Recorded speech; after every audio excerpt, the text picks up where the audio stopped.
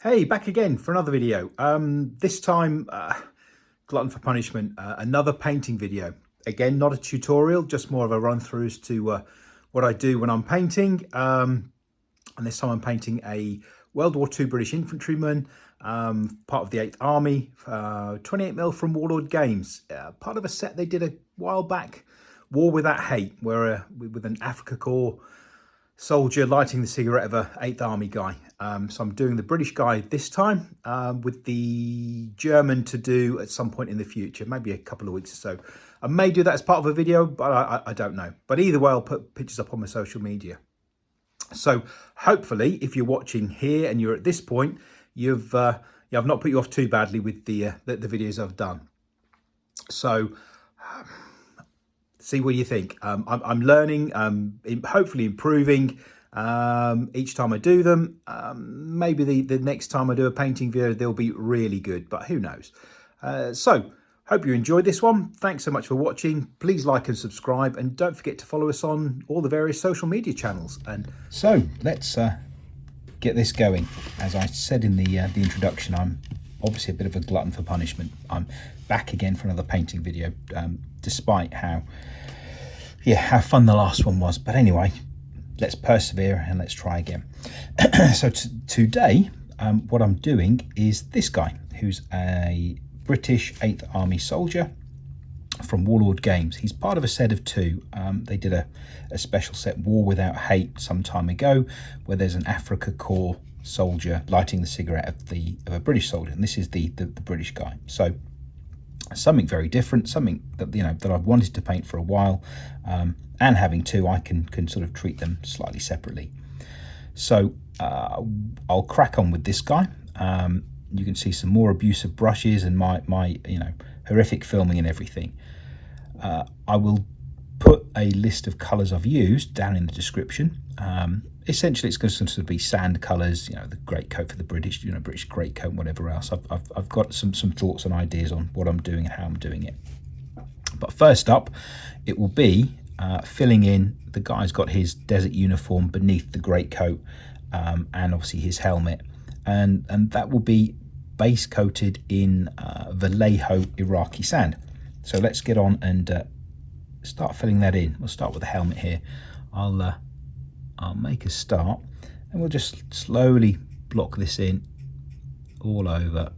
Don't need to be particularly neat. I may look at doing some chipping and whatever else on the helmet once I've done it, but we'll see. We'll see how it looks when I'm getting towards the end. So that's what I'm going to be doing for this, and also for the uniform. The guy's got shorts and a shirt on beneath the great coat. So we'll give that a go. I'll get that blocked in, and we'll move on to the next colour. Iraqi sand, all blocked in. The guy's shirt, shorts and helmet. What I'm doing next will be to paint the socks. Whether you can see just at the bottom, obviously he's got his boots, he's got some gaiters or anklets, and then his socks. The colour I'm going to be doing those, obviously there'll be sort of I think and feel a white, but not a true white. It'll be an off-white. So I'm base coating those in Vallejo bone white. Once the wash has gone over it and given it some shade, I can then highlight that back up to a more sort of whitish, off-white sort of colour, which I think would be appropriate for those sort of socks that were sort of worn in the desert era. So we'll get some paint on those. They're just here above the I was going to say above the anklets, but that's kind of where you'd expect your socks, on the on your feet. So I'll get that blocked in. You can see they're just here, and follow around just under. Socks all blocked in and painted all the way around. You can see on this, on these, the woolen socks, the knit pattern on them. It's going to be fun to paint, lots of thin little lines and things, but again, that's part of the challenge, that's part of the interest. Next up, what I'm going to be doing is the anklets, the rifle sling, the belt. This guy's got a service belt, or a belt just obviously around his waist. We'd expect it just inside, tucked inside there, and a woolly hat just under the helmet. The colour I'm doing those will be khaki, Vallejo Khaki. It's you know, a nice enough colour. Will sort of blend in with the muted palette. So we'll get these anklets blocked in. We'll get a just well, you know, there, and then the woolly hat just poking out underneath the helmet. So yeah, I presume this guy is perhaps dressed for early morning or late evening in the desert when it starts getting colder, as opposed to it being sort of midday blazing sun. But I suppose if you're acclimatized to it, he may well feel the chill. So I will get these parts blocked in with the Vallejo Khaki, and then we'll move on to the next. That's where we're at once the khaki is blocked in. Now you're going to have to trust me on this. The khaki has been done, it is in there, and you perhaps see a slight colour difference. I've used a zandri dust base coat, as I have done on, you know, several things that I've painted recently. So the khaki is incredibly similar. It's slightly more green. Hopefully, as it's, you know, there it's drying on the miniature, you can pick out the difference. But the sling, the anklets, and the woolly hat are all done in khaki, as is the belt across the middle of the guy. Next up, I'm doing the greatcoat. One good thing about these sort of Second World War figures is the range of colours. The palette you're using is limited, so there aren't too many colours to sort of, you know, put on. So I will get the greatcoat colour done next. Then I will do the boots and the rifle. Or I'll perhaps do the greatcoat, the rifle, then the boots, because the metalwork on the rifle I'm going to use the same colour as the boots, sort of a black grey colour. The flesh I will do right at the very end. I'm going to use a different wash on the flesh, so I'll get this guy blocked in, then apply a wash, and then I'll do the flesh after. So, as I've said, greatcoat. Now the colour I've chosen is Vallejo canvas. I went through many iterations of trying different colours with washes and whatever else to work out a colour that to me looked more like I would expect the sort of a worn British World War II greatcoat to look like, you know, after a guy's been wearing it, you know, in the sun for a little bit. So that's the colour I've gone for. I'm fairly sure that, you know, there are lots of different colours I could have chosen, but this is the one that I've opted for. So let's start and get that blocked in. It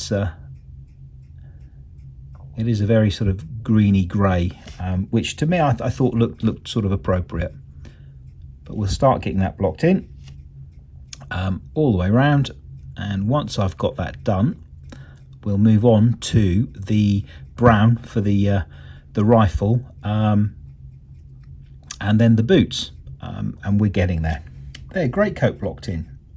That's gone on nicely, and yeah, it's a nice sort of greeny sort of yeah. Hopefully you can see what I mean. So next part that I'm doing, and almost the final parts really, is the rifle. So I will block in the stock and the wooden parts with a Vallejo dark brown, and that is camouflage black brown. It's a nice dark brown. Once the wash goes over it, you can then sort of highlight it up with a mahogany or something of that nature. That's the plan, at least. The same then with the bayonet handle, and we'll get that blocked in and see where we're at from there. So a little bit on the brush, and we'll just start on the bottom of the rifle here. We'll get that nicely painted in. Doesn't matter if I'm getting on to what will be the metal work, because that's the last part that I'm painting. I will go over that with some Vallejo black grey, and then we can start looking at putting the wash on. So let's get that rifle all painted up, and we'll move on to the next step, and that's the rifle done with the camo black brown. The last part that I'm doing here with this stage, really, well, two parts. I've got the metal work to do. So that will be picking out the working parts of the Enfield rifle, as well as the, the muzzle at the end, and the guy's boots, both of which I'm going to do base coat up in black grey. The dark wash I'll put over will then help darken those right up. And then the final two colours, one will be a little touch of plate mail or something just for the bayonet. So we've got a nice shiny bayonet, and some a copper brassy colour to pick out the buttons on the grey coat. And then that's this initial stage of painting ready for a wash, all sorted on this guy. So let's get on with the metal bits and the boots. So it's a Vallejo black grey. So we'll just start off right at the bottom here with the boots. We'll get those blocked in all the way around, and yeah, I shall be back once they're all done, as well as the the rifle muzzle and the working parts and the butt. Base coat's all done. That's the everything all sorted. So I've done the metallic parts on the rifle with say Vallejo black grey. I've also put some army painter plate mail on the bayonet, and just touched in the buttons on the greatcoat. They would be brass, but they'll be dulled down. That's a army painter true copper. Next, what I'm doing is I'll apply a wash all over. For this, I'm doing something slightly different. It's going to be a nuln oil wash, a Citadel nuln oil, and that's diluted with the Citadel wash medium, the Lamian medium. So that's a mix of that. It makes for a more subtle wash that I use sometimes. I've used it on some other sort of 28mm Warlord bolt action figures, so it will give a slightly different effect to the agrax that I would usually use. I'm going to get the wash sloshed all over, and then once that's dry, I'm going to block in the flesh. But I'll come on to that once the nuln oil wash mix is applied. And there we have the wash applied all over. You'll see that it's dulled down the base coat colours quite nicely, but without really being as harsh as a pure agrax or pure nuln oil. So it makes a difference. It's nice to have that slightly more subtle shading effect that I can then highlight back up. The next step I'm doing is the flesh, the face and hands. For that, the base coat will be Citadel Bugmans Glow. It's a nice pinky colour flesh to do as the base coat. I'm then going to go lighten the flesh up and then apply a wash glaze over the top of it to hopefully tone it all in together. So let's make a start. We'll do the hands, we'll do the face, and we'll get that all painted in with the Bugmans Glow. So I will block that out, and then we'll come on to the next stage with the face. There, that's the Bugmans Glow painted in on his face, hands, and not forgetting his knees. So the next colour that I'm using is Cadian flesh tone, which I will then use to highlight up some of this flesh, on the fingers, the higher levels, before we then apply a wash to help bring it down, and then I can then apply further highlight should I think it's necessary. So let's get the flesh blocked in. There, Cadian flesh added to the face, hands, and to the knees.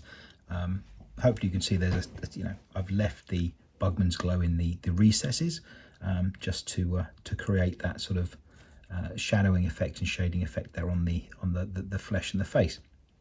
The next colour I'm going to do is a mix of Vallejo flat flesh and the Cadian flesh tone. It just lightens it up. It's adds the next layer onto it before I then would use something like the flat flesh from Vallejo to do the top highlight of the face and the hands and the fingers and things. So now I've got that. It's about a 50-50 mix of the two. I will get that put in on the face, hands, and on the knees. You can see just inside the greatcoat there. There, right. So I've coloured in the flesh. That was the original Bugmans Glow with the Cadian flesh over the top. I then went on with a 50-50 mix of Vallejo flat flesh and the Cadian flesh tone. over the top of that.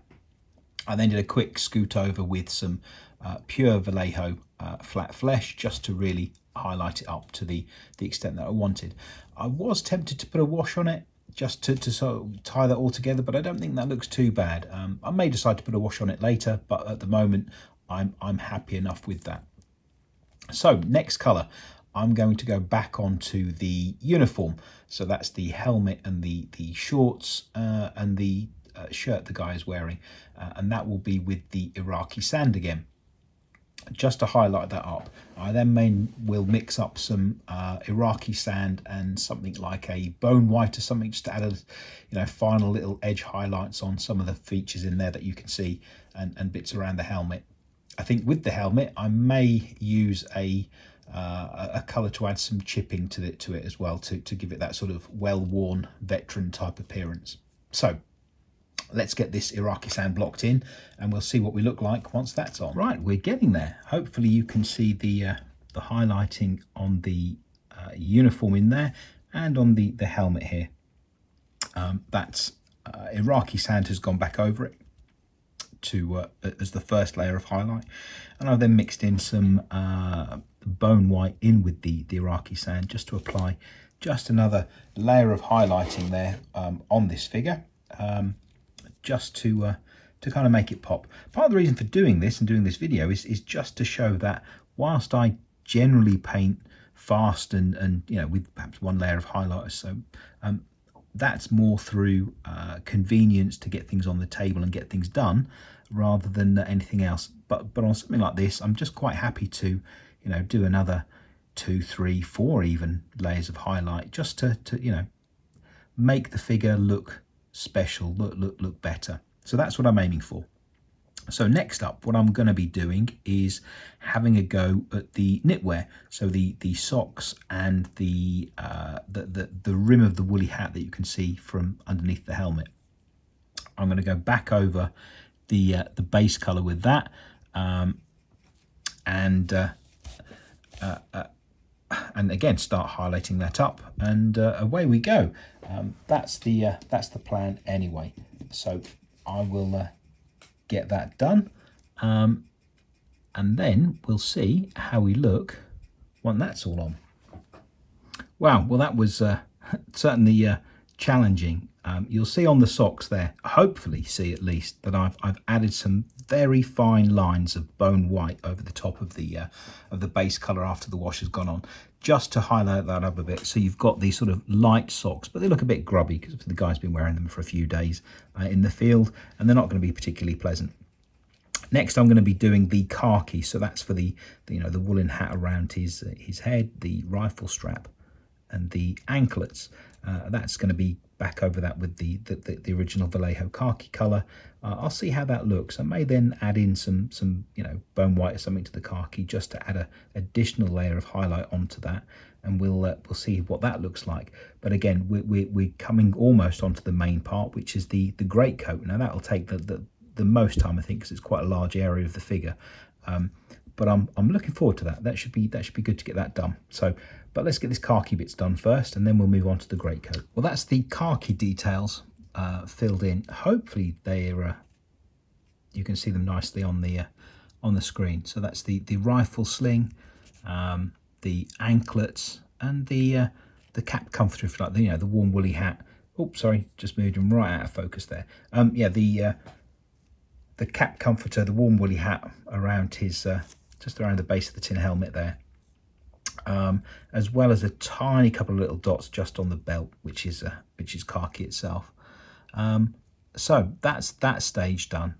I'm quite happy with how he's looking, to be honest. Yeah, I think he's looking pretty smart. I'm going to do the eyes on this guy, so not just yet. I'm going to start on the greatcoat. So I'll get the canvas colour back out, and we'll start blocking that in. We'll put a first base coat on, first highlight, and see how that looks, and see where we go from there.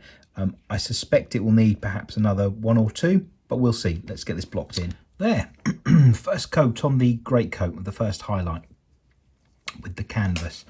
Now, hopefully it shows up nicely on here, but the one benefit of using a more subtle wash for the shading is that the graduations between the colours, between within the creases, and where I've put the base coat back on it as the first highlight, the canvas colour, are far more subtle. It's far more, I don't want to use the word natural, but it sort of flows better. I'll now mix up a bit of a highlight, nothing too serious, nothing too exaggerated, just to add on an extra layer. So it'll be the canvas mixed with something like, as I say, a bone white, or perhaps even an ivory, but I think ivory might be a little bit harsh, as would white. I think something like a bone white will just lighten and lift the colour, but without sort of really massively oversaturating it. That's the theory. Let's give it a go. I'll get some mixed up, get it put on, and we'll see what it looks like when it's done. But hopefully you can see that this guy is coming together. I need to do the eyes and I need to do the cigarette, and obviously the rifle and boots. But he's coming along nicely, and I'm actually very pleased with how he looks. So let's get this greatcoat highlighted up. So that's where we're at with the greatcoat. So I've added on the highlights for it. To be honest with you, I'm really happy with that. I've added some fairly thicker highlights and some subtle top highlights. Hopefully that makes it pop and stand out a bit more. I'm really happy with how this guy is looking, to be fair. The buttons, the brass buttons, I think I'm going to leave them as they are. I'm not going to highlight them or add any extra. I think the wash has dulled them down nicely. I think they look, dull and whatever, and perfectly adequate. The same with the bayonet. I think the plate mail with the wash over the top has done that perfectly. I don't think there's any issues with that. What I'm going to do next is, as I'm looking at this guy, he's almost finished. I'm going to get the black grey out, and we'll go over the metal parts on the rifle, I think. Actually, no, I'm going to cancel that. Stand by. I'm going to do the rifle itself. So I'm going to get some mahogany brown out, Vallejo mahogany brown. Go over the rifle stock and the wooden furniture, the handguard, and whatever else all on there. I'm going to try and put in a very fine mahogany wood grain effect on this rifle. We'll see how it looks. Hopefully it'll be fine. There's not too much wood on there that you can see. And then once I've done that, we'll have a little look. We'll see what we think, and then we'll colour in the black with the black grey from Vallejo. And then really, it's a matter of eyes, cigarette, and then I'll sort the base. But this guy is almost done, and I'm actually very happy with him. I was thinking about doing some chipping on the helmet, but I'm not sure if I will, to be fair. I think that looks all right. I could perhaps try it. We'll see. Let me get the rifle sorted, and then we'll go from there. There we go. That's the rifle coloured in. I don't think that looks too bad. I think that looks fine. I think that gives that sort of wood grain type effect, that wood effect. That works. So I'm now going to colour in the black parts. So that'll be a little bit on the belt buckle, the boots, and obviously some of the metal work on the rifle, and I will be using Vallejo black grey for that. So let's get the brush sorted, and we're going to make a start at tapping in some of these parts here and see how they look. So here we go. This is pretty much this chap finished.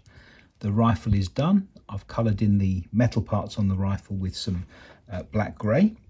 I've done the guy in leather boots, black leather boots. This unfortunate fellow is cutting about North Africa, not in some Gucci desert boots, but he's got his black leather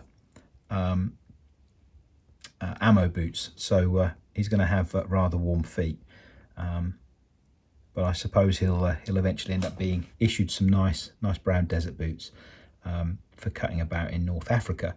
I've also done the cigarette in a bone white with a tiny bit of ivory on it, and then a little tiny dot of Vallejo fire orange on it. You'll also notice that I've put the pupils, or the whites of his eyes, sorry, on too. That's just a tiny little blob of Vallejo Ivory. And what I'm going to do is now dot in the pupils. I will do this piece off camera, but what I use for that is I'll show you, is a technical drawing pen. This is an ancient permanent marker pen with a tiny little black tip, and that's what I dot in pupils and things with for eyes. So I'll get these done, and then I'll get this guy based up, and we'll see what he looks like completed. But overall, I'm really happy with him, to be fair. I think he looks pretty good, and thus far this painting video hasn't been half as painful as the first one I did. So, and I hope you guys agree. But anyway, let's get this guy finished off, based, and we'll see what he looks like complete. So here is our finished guy. It's been varnished and given a bit of sand on the base, and that's him done. I'll perhaps add a tuft of grass or two. I need to get perhaps some brown tufts or something to be sort of more desert looking. But I'm really happy with this guy. I hope you guys have enjoyed this. For me, it's been a much better video, much better experience, as I said, to the last one. I'll then look to paint up the Africa Core guy that comes with him for the set of 2. So look out for that. But I will get some photos of this guy taken and put up on my socials. You can find me pretty much everywhere: PaintsDB, Instagram, Twitter, X, Blue Sky, TikTok, even Lemon8, which is a new one on me, Facebook, wherever. So make sure you like and subscribe. Really appreciate that. And until next time, goodbye for now.